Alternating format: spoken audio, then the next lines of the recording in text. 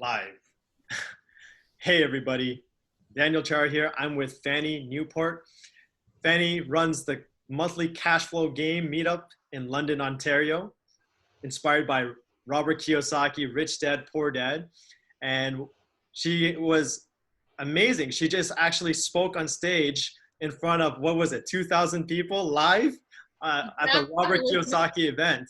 So she was live with Robert Kiyosaki, Kevin Harrington, and also Robert G. Allen, and of course, Sunil Tulsiani, the one who produced the event. So pleasure having you, Fanny. Thank you so much for coming on the show. Thank you so much for inviting me. Thank you. So amazing. So Fanny, what was your story? How did you get into real estate? And let's tell everybody, what is your story? my story. So how we started. So I didn't know anything about investing. Yeah. And my brother introduced me to Rich Dad Poor Dad. I had no idea what it is, investing. But my brother already had a few income property. But I thought it was it's too much work. I didn't care too much. And I thought you need too much money to buy income property. So I thought it wasn't for me. But when I read that book, like, it opened my eyes. I said, oh my God, so I can do that too. And then what shocked me is to realize that I was in a rat race. I was like ashamed. That, oh my God, I thought I was doing good. Now I'm in a rat race. Yeah. It was like, wow, how come nobody ever told me this? I was shocked. But I said, oh no, I have to do something. Absolutely. I have the same story as well. I actually learned about Robert Kiyosaki, I think it was 15 years ago. And I thought everything was just about making money, paying down your debts, right? I came from the finance background. I was working for a bank, and it was all about saving. Yeah. Save your money, RSP, TFSA, right?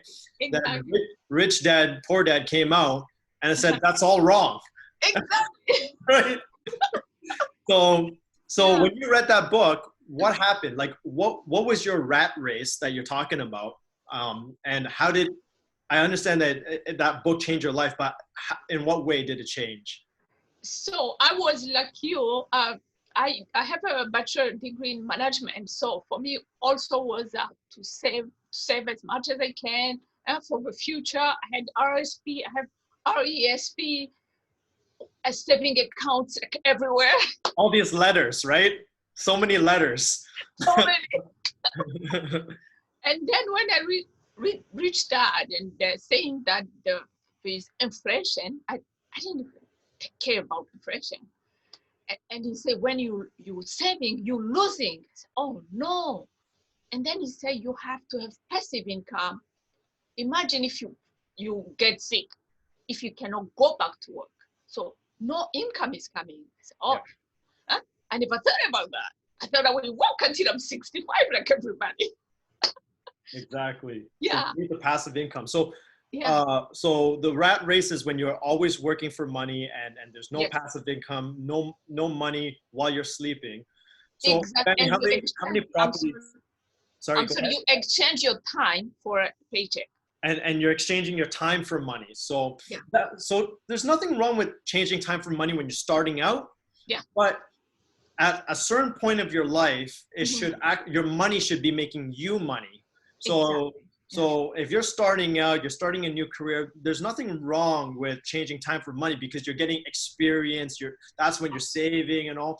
But a certain part of your life, it has to switch. Your money should be making money for you, and you shouldn't be hustling all the time, right? Absolutely. So Fanny, can I ask how many properties have you invested in? What's your experience with properties? Yes. So I started with the first one, a single family. Okay. And first I was scared. I said, how am I going to do it? And I was first when I was excited.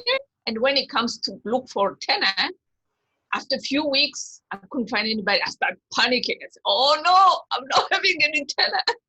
You got to pay the mortgage yourself. I pay mortgage, I pay property taxes, I pay insurance. Oh my God, what am I going to do? And then finally, I was so lucky. I didn't even scream too much, but I found a really good tenant. He stayed with me for, it has been 4 years now. So 4 years. He stayed with me. Yeah, and I didn't scream really. The first one came, just take it. So because I was scared. Started 4 years ago then, right? Yes, I started 4 years ago. No experience. And then it all started with a book. A book. And then I took classes, of course. And you took classes. I took classes because it was like learning a different language for me. I didn't know anything. So I took classes. And then I first one to put your feet in the water to get wet a little bit. Yeah. And then after I bought a second one, the reason I bought it, so I had my RESP for my kids. Yeah. And one day I say, oh, I'm going to see how much I have. And then I love Excel, everything I put on Excel. And then I say, oh, this is how much I contribute. This is how much the government gave me. There's some 5,000 missing. 5,000 missing from your RESP? Yeah. And then I called them. I said, how come there are 5,000 missing? They said, oh, that's management fee. What? Management fee? Management fees? But 5,000? RESP, the government's supposed to give us money? It's you see the people who come knock on your door? Sorry? It wasn't a bank. It was it was like a mutual fund. Mutual fund, yeah. Oh, yeah. Yeah. There's management fees on those. Oh, I was so mad. They said, you know what, just give me my money. They said, if you take it, we're going to take the 2,000 the government give you first. What? After you charge me 5,000? Yeah. Oh, I was so mad. Then I took whatever I had for the second property. There you go. Yeah. So in 6 years I was with them, I lost 5,000. So you lost 5,000 in the market value, or is that all the management fee? The management fee they took. Okay, got it. And then I took it. I bought a property. I bought it 96,000. It's a condo. Mm-hmm. That was in 2016. Okay. And now the value is 260. 260. Okay, very good. Yeah. So how many properties right now? Right now I have 4 income properties. 4 income properties. And yes. Then are they all outskirt properties, like outside of Greater Toronto area, or are they? London, all of them. All of them in London. Okay. Yes. So are they like student rentals or families? No, 3 families and 1 are Airbnb. Airbnb. Okay, great. Mm-hmm. So you're cash flowing like crazy if you bought it 4 years ago, because the prices were a lot less. Yeah, the price was really low, but the first one, as I told you, I made a mistake. I was so scared, so I didn't charge a lot. Yeah, but I have a wonderful tenant. So that's very interesting. So you were going through life like in the rat race. Yes. Not knowing anything about this property game, and you read a book, and then that book made you invest in 4 properties. Yeah. That's a very interesting story. Now, what is the difference? Like, I know with Robert Kiyosaki, and you spoke on the stage, you mentioned not a lot of people know the difference between an asset and a liability. Like, when I was working in the bank, an asset is the money you put in the bank, your savings. And a liability is the credit card debt. You want to pay off your credit cards and put more money in the bank. So you told us something different. Yes. So can you explain that? Yes. Robert Kiyosaki made it so simple, so easy to understand. He said asset is anything that put money in your pocket. So anything that gives you money, it's asset. Let's say you have a car, but it uses Uber. That's an asset because it gives you money. If you have a house and you're renting your basement, it's asset. And the liability is anything that takes money from your pocket. So you have a house and you live in, and you pay property tax, you pay mortgage, you pay insurance. Nothing is coming in. Everything is going out. So that's a liability. You have a car, beautiful car. You pay insurance, you pay gas, you pay maintenance, you pay everything. Nothing is coming in. That's a liability. So isn't that very funny? Because everybody promotes that your home, your house is your biggest asset. Investment. Right? Yeah. That's your investment. That's your nest egg. And everybody promotes that a car is a depreciating asset, right? It never spend money on a car. It goes down in value. But what you're telling me is your house is a liability if it's not paying you. And your car is an asset because you're driving to work and you're getting more money. No. You use it as Uber. You're using it to get more. Yeah. But if you go just to work and you pay gas, the car is not bringing you anything. Got it. Yeah. That's unless you use it as a taxi. And I'm fully with you on that. Fully with you. So if it's not bringing money into your pocket, it is a liability. You're spending out. Okay. So can anybody still invest in real estate right now, or is it something that's past? Like you did this 4 years ago. A lot of times I get this question every day. Can we still do this today? Everybody asks me, I want to buy a house to live in, but can I do the crazy stuff? Can I buy 4 properties, or is that all done and gone? Of course. Anytime, as long as the numbers make sense.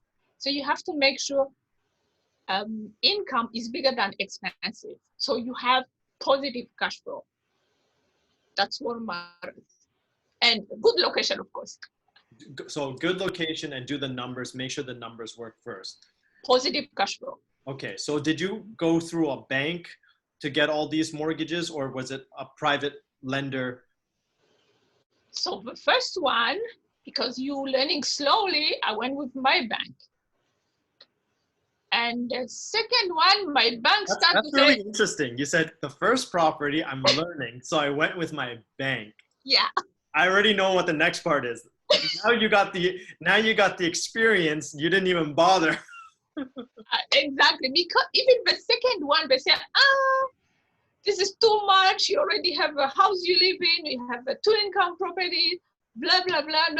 No. You maxed out. You done. I said, no. Yeah. I decide when I'm done. Yeah. So the third one, we JV, joint venture. Okay. So were you the money partner, or were you the one who found the deal? I found the deal and I managed the deal. I manage everything. Okay. And was it like a 50-50 split? Yes. Okay. So just want to explain to our viewers. So Fanny found a property. She found a property that's under market value, probably also cash flows from day one, but she didn't want to fork up the money. But she found somebody who had the money, but didn't have the time and didn't have the deal. So they came in together and formed a partnership. And now you own the property 50-50. So that's a no money down deal. Exactly. That's a no money down deal. I love it. Yeah. And the fourth one, it was with a private lender. I didn't even bother to go to the bank. So private money is expensive money. A lot of times the average person who hears private money, they say, I don't want private money. It's too expensive. Tell me what your thoughts are. Yeah, but if you say it's expensive and the bank, the cheaper one doesn't want to give you cash, doesn't give you loan, what are you going to, so you're going to give up? You have to balance and say, okay, so it's expensive, but it will help me to acquire this property, and then I can refinance it and pay back the expensive money and go with a bank this time. But it's a risk, it's a good risk to take. As long as it's cash flow, positive cash flow, yeah, there's no problem. So even though you went with a private lender and you're paying more rates, you're paying high fees, the numbers still worked out. Absolutely. Okay. So just for those who don't understand when you go for bank financing, yes, there's no fees. The banks don't charge you any fees. The mortgage broker you go with don't charge you any fees, and you get the best rate. But it's really tough to get the best financing because they look at your income, they look at your credit, they look at your down payment. And if you're trying to scale, buy 5, 6, 7, 8, 9 properties, it gets really tough. So what Fanny did was she said, forget the bank, let's go to a private lender or a mortgage broker who has private money. And we understand it's more expensive. We get it, but we already did the numbers. And if the property cash flows, who cares if we're paying, how much did you pay? 7, 8? 12%. 12%, holy crap. Okay, so see, so you're paying 12% interest and you're still cash flowing. You're still cash flowing. Yeah, but that's what I say. The expensive money is for a short term. It's not for years. It's for a short. You have to hurry up, finish your renovation and refinance it because you cannot pay 12% for a year. You will be killing yourself. Yeah. Too much. Too expensive. Yeah. It's very expensive. So the private money is there just so that you can buy the property. So now it's yours. And then what you got to do is fix up the property, raise the value, and then you could refinance it and cheaper money. Yeah. But if you're only looking for cheap money from the beginning, then you can't even buy the house at all. Exactly, because the bank will not give you, because they say you maxed out, you done, no more property. I like that. I tell you when I'm done. You don't decide for me. Oh man, that's awesome. So tell me, like you've done no money deals. So what are some misconceptions that you experience of no money down or even investing?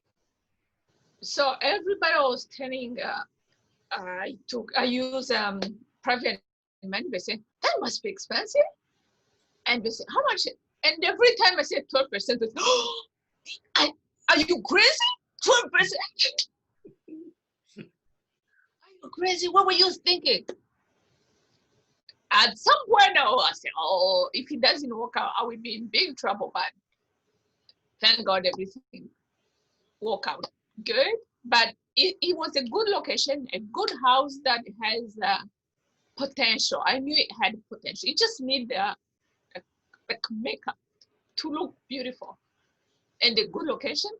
And I bought it below market value.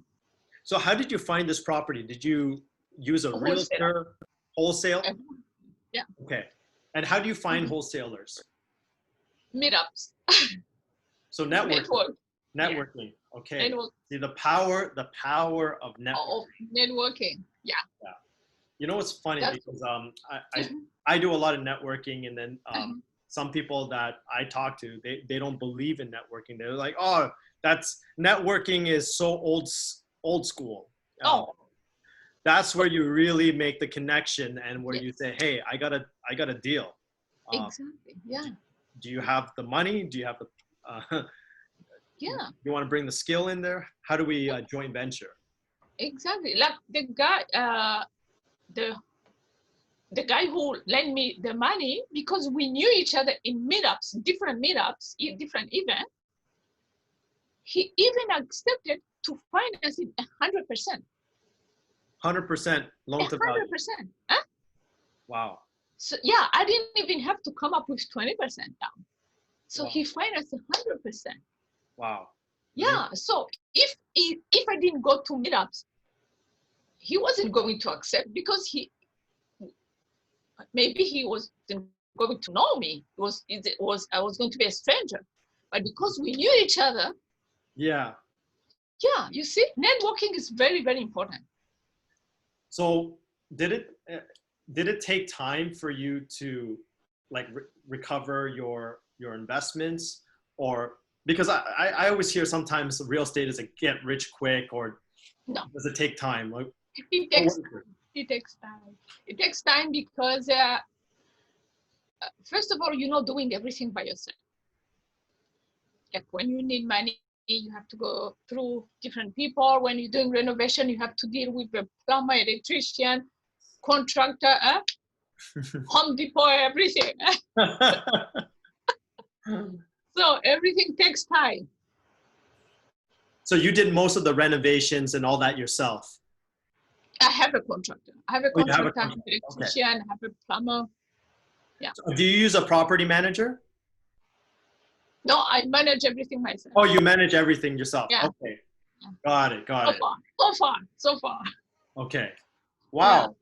Yeah. So what did you talk about? Let's just share with our viewers what your talk was at the Robert Kiyosaki event. Yeah. So I was telling like people who didn't invest yet that they can invest in real estate even though they don't have money. Because at some point I didn't have money. I was able to purchase 2 properties without using my own money. Like what you say, I find somebody who has money but doesn't have time to deal with tenant, doesn't have time to go look for property, and I have skills, I have time, I can manage it, but I don't have money. Then so we get together, I do whatever I have to do, and he bring the money, and then I manage the property and we split 50-50. But I do everything. Yeah, so if you don't have any money, don't let that stop you. You still can invest in real estate. And Daniel, you saw this pandemic, many people lost their job. Yeah. At least if you have income property, you have a little income coming. You will not stress out and saying, oh my God, I lost my job, what am I going to do? At least we have something. Yeah, it's a very good safety net. Exactly, yeah. So like if you are working, it's a good supplementary income. And if you lose your job, you're okay because you still have people paying your rent, right? Yes, something, yeah. You as Warren Buffett say, don't count on one source of income. Don't count on only one source of income. Make sure you create another source of income, because one income is risky. Yeah, anything can happen. Anything. So I'm assuming that you're always open for joint venture partnerships as well. People can contact you if they want to JV on deals. Absolutely. You're always looking for deals, and then if somebody has money, they don't have the time, they can actually joint venture with you. Absolutely. And then you'll manage the property. You have the experience. Yes. In that case. Okay. So Absolutely. what I'm going to do is I'm going to put your information down below in the description so that people can reach out to you, Fanny, and then you guys can do more joint venture deals.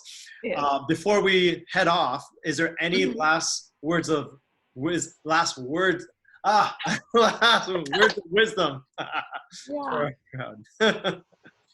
Yeah, as I say, don't count on one income. Create a passive income, because we never know what will happen tomorrow or next week. You can even get sick, or one of your parents can be sick and you have to take care of your parent. And it's expensive to take care of somebody who is sick. Anything can happen, but at least if you have some, as you say, a safety net, you have something you can count on when you have problems. So create a passive income. It's very important. It's not a luxury. It's a necessity. Oh, wow. Because you cannot. I like that. Passive income is not a luxury. It's a necessity. It's not a luxury. Yeah, because you cannot count on a pension. Pension, it's not enough. That's why people get to 65 and they go find another job. So what's the point of working for 40 years? And then when it's time to rest, you have to go back to work. When it's time to retire, you got to go find another job. Yeah. It's not fun. No, that's not what we signed up for. Exactly. Yeah. So we have to get ready now when we still have energy, when we still have time, so we can plan a bright future for generations to come. Exactly. So get into the real estate game. Just to recap, we got to know exactly what's the difference between an asset and a And liability? It's really, not what you were taught in school. yes, yes, and focus on asset. Don't buy liabilities. Yeah, keep buying assets. Assets put money in your pocket. Mm-hmm. Liabilities take money out of your pocket. Mm-hmm. Yes. And you can buy properties with no money of your own. Yes, you can. There you go. So thank you so much once again, Fanny. Thank you Appreciate your so much. time. And Thank you for what you do. Thank you. of course, my pleasure. You are great. So Oh, I'm gonna thank you put a so much. link, and everybody contact Fanny if you want to joint venture with her. She's got some great deals, and look forward to it. And actually put a comment once you guys close a deal. So put a comment in the video so we know there's a successful deal closed. Perfect. Awesome. Well, Yeah. thank you so much. Thank you so much, Danny. Have a nice evening. Take care. Thank you.